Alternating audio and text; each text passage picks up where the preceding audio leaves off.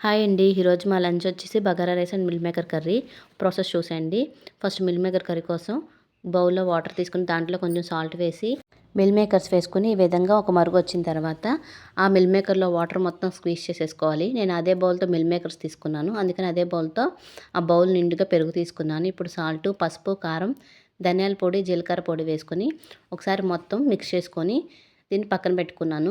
ఇప్పుడు mixie jar తీసుకున్నాను. Mixie జార్‌లో 2 పండిపోయిన టమాటాలు, అలాగే ఒక ఆనియన్, ఒక 5, 6 జీడిపప్పు వేసుకొని మెత్తటి పేస్ట్ లాగా రెడీ చేసుకోవాలి.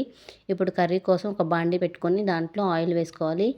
హోల్ గరం మసాలా వేసుకొని పచ్చిమిర్చి, అల్లం వెల్లుల్లి పేస్ట్ వేసుకొని పచ్చివాసన పోయేంత వరకు ఫ్రై చేసుకోవాలి. ఇప్పుడు ముందుగానే మిక్సీ పట్టుకున్న పేస్ట్ కూడా వేసుకొని మూత పెట్టుకొని ఆయిల్ సపరేట్ అయ్యేంత వరకు ఫ్రై చేసుకోవాలి. నాకు ఇంకా కొంచెం మగ్గించుకోవాలి పచ్చివాసన పోయేంత వరకు. అందుకని మూత పెట్టుకొని మళ్ళీ మగ్గించుకుంటున్నాను.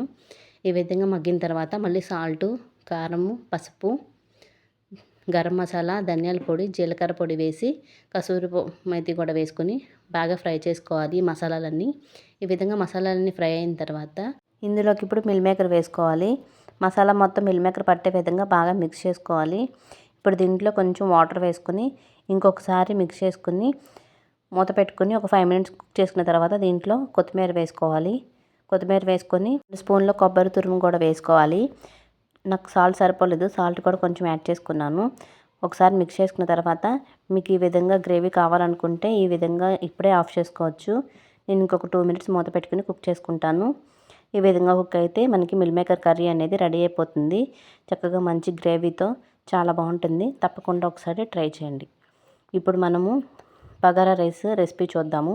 దానికోసం కుక్కర్ వేసుకొని 2 స్పూన్లు గీ వేసుకోవాలి. 1 స్పూన్ ఆయిల్ వేసుకొని హోల్ గరం మసాలా వేసుకోవాలి. లవంగాలు, చెక్క, ఇలాచి, షాజీరా ఇవన్నీ వేసుకున్న తర్వాత పచ్చిమిర్చి, ఆనియన్స్ కూడా వేసుకోవాలి.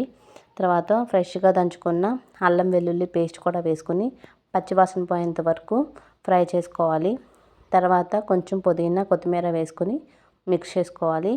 రైస్ కూడా వేసుకొని ఒక 5 మినిట్స్ ఆయిల్లో, గీలో ఆ రైస్ని బాగా ఫ్రై చేసుకోవాలి. నేను ఇక్కడ 1.5 గ్లాస్ రైస్ తీసుకున్నాను.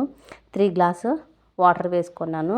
సాల్ట్, బిర్యానీ మసాలా, గరం మసాలా, ఇది బగారా రైస్ కాబట్టి కొత్తిమీర, పుదీనా ఎక్కువే పడుతుంది. కొత్తిమీర, పుదీనా కూడా వేసుకొని ఒక 3 విజిల్స్ తీయించుకుంటే మనకి బగారా రైస్ రెడీ అయిపోతుంది. రోజు లంచ్లోకి bagara rice, meal maker curry ready అయిపోయింది.